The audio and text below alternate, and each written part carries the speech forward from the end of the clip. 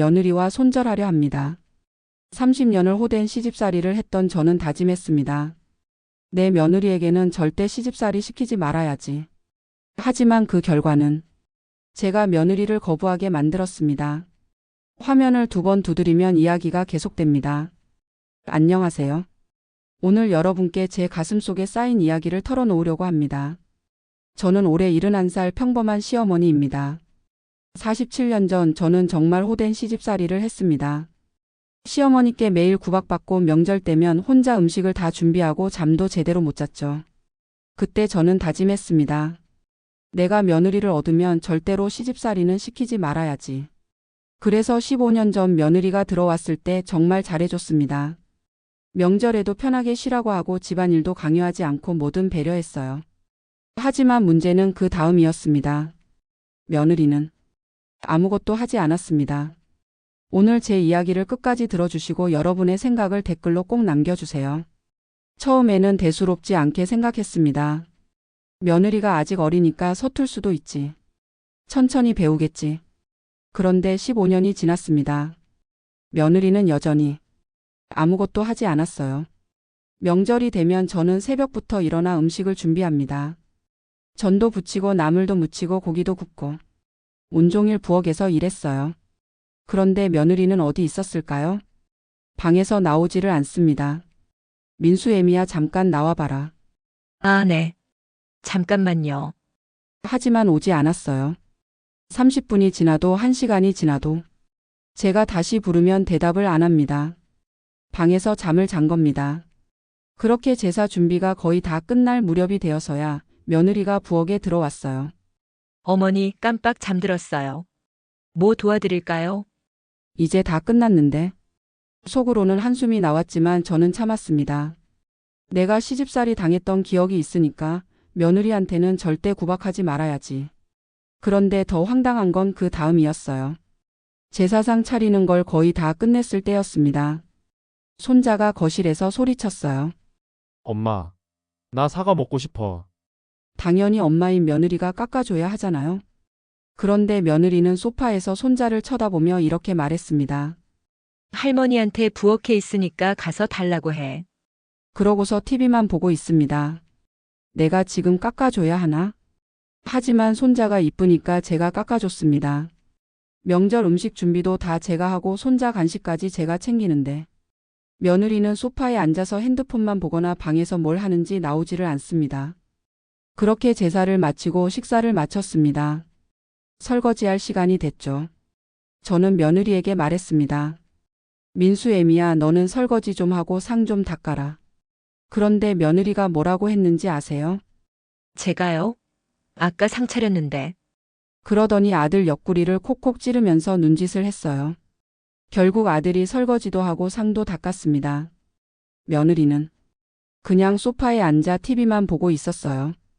그 일이 있고 나서 저는 아들에게 말했습니다.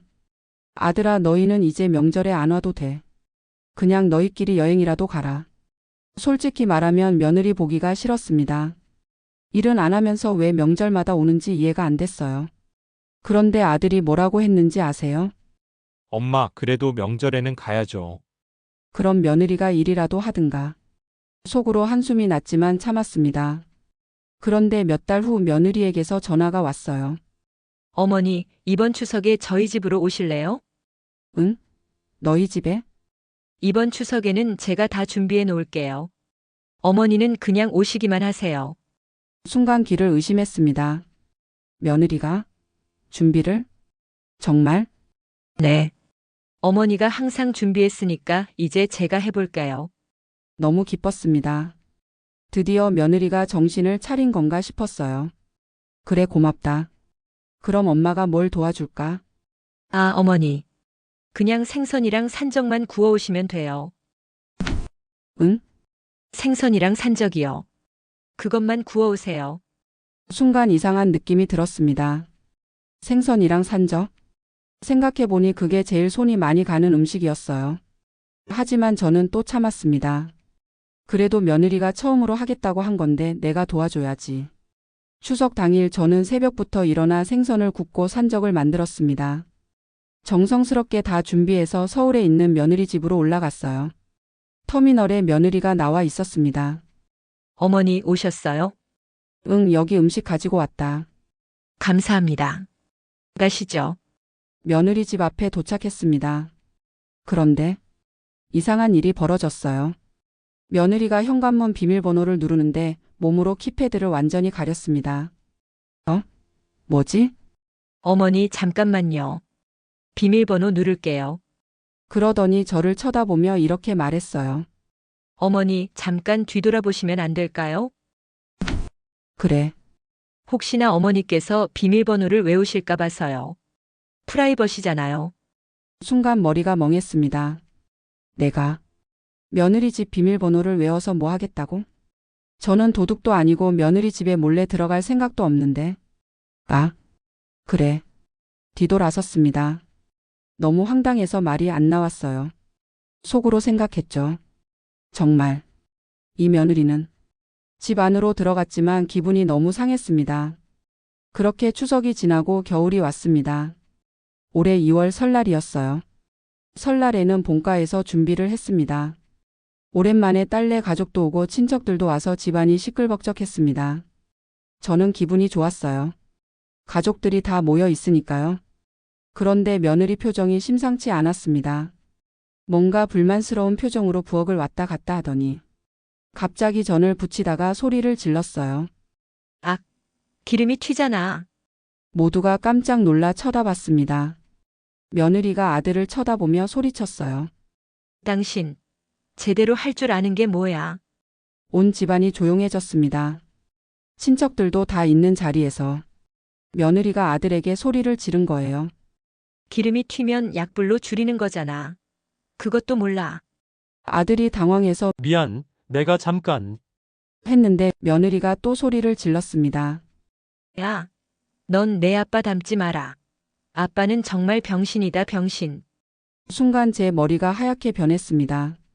손자 앞에서 아빠를 병신이라고? 저는 참을 수 없었습니다. 조용히 옆으로 가서 작은 소리로 민수 애미야 말 좀 가려서 하고 조용히 말해라. 딱 한마디만 했습니다. 며느리는 저를 쏘아보더니 아무 말 없이 부엌을 나갔어요. 저녁 식사를 마치고 가족들이 거실에서 이야기를 나누고 있었습니다. 그때 며느리가 밖에 나갔다 들어왔어요. 손에는 소주와 맥주가 한가득 들려 있었습니다. 술을 사왔네? 스트레스 풀려고 한두 잔 하려나 보다. 그런데 며느리가 안주도 없이 소주를 마시기 시작했어요. 한 잔, 두 잔, 세 잔. 순식간에 소주 한 병을 다 비웠습니다. 저러다 취하는 거 아니야? 걱정이 되었는데 며느리가 갑자기 자리에서 벌떡 일어났어요. 그리고 친척들을 쳐다보며 소리쳤습니다. 참나 정말 끼리끼리 꼴도 보기 싫다. 저 이씨들. 저 정말 서운합니다. 모두가 깜짝 놀라 며느리를 쳐다봤어요. 제가 왜 제 집에는 못 가고 여기 있어야 하죠? 명절 때 해외여행 가는 사람들 많잖아요. 저도 가고 싶어요. 솔직히 말하면 저는 시부모님 돌아가시면 제사 안 지낼 거예요. 그 순간 집안이 얼어붙었습니다. 제 가슴이 철렁 내려앉았어요. 저게 우리 며느리가 한 말이야? 그때 딸이 일어나며 소리쳤습니다. 언니, 말씀이 너무 심하신 거 아니에요. 언니는 명절 때 무슨 고생을 해요? 엄마가 다 해주시잖아요. 며느리가 딸을 쳐다보며 비웃었어요. 너는 출가 외인이면서 왜 여기 와 있어? 내 집이나 가. 결혼할 때 우리 엄마 아빠가 아파트 사줬잖아요. 그러면서 뭐래? 딸이 화가 나서 소리쳤습니다.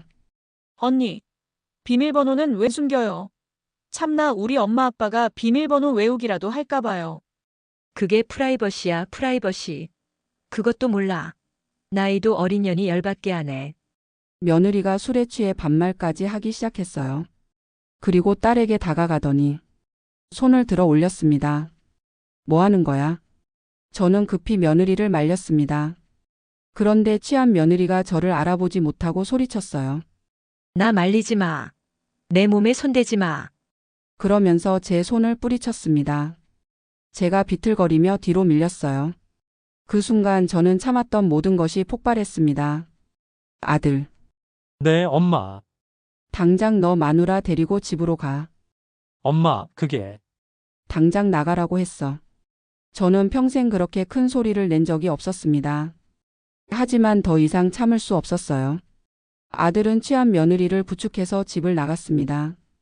다음 날 제사는 아들 없이 지냈습니다. 그렇게 3일이 지났습니다. 아들한테서도 며느리한테서도 아무 연락이 없었어요.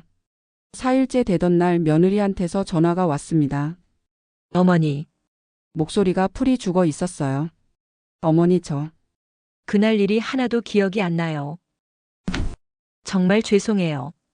제가 술을 못 마시는데 다음부터는 이런 일 없도록 할게요. 형식적인 사과였습니다. 하나도 기억 안 난다는 말로 모든 걸 덮으려는 거였어요. 하지만 저는 기억합니다. 며느리가 한 모든 말들을요. 그래 알았다. 전화를 끊었습니다. 그 일이 있고 나서 8개월이 지났습니다. 이제 곧 추석입니다. 아들이 전화를 했어요. 엄마, 추석 때 내려가도 돼? 저는 단호하게 말했습니다. 아들아 너만 와. 며느리는 오지 마라.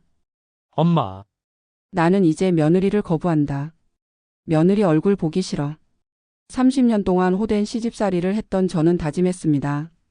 내 며느리에게는 절대 시집살이를 시키지 말아야지. 그래서 15년 동안 참고 또 참았습니다.